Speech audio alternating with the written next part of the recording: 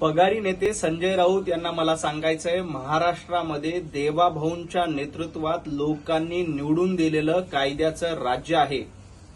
फलटण प्रकरणात योग्य ती चौकशी होऊन दोषींवर कारवाई केली जाईल, कुणालाही सोडलं जाणार नाही. हे उद्धवजींचं सरकार नाही. पालघरमध्ये साधूंची हत्या झाली, तुमचं सरकार गपगुमान बसून होतं. लोकांचे मृत्यू तांडव सुरू होते, तुमचं सरकार घरात बसून होतं. हे देवाभाऊंचं सरकार आहे आणि कायद्याचं राज्य आहे. फलटण प्रकरणात जो कोणी दोषी असेल त्याच्यावर कारवाई होईल.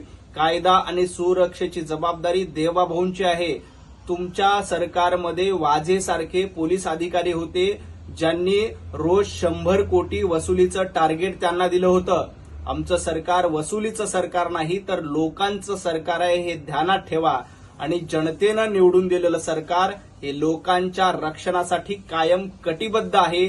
आम्ही पळून घरात बसणार नाही, तर लोकांची सेवा करू.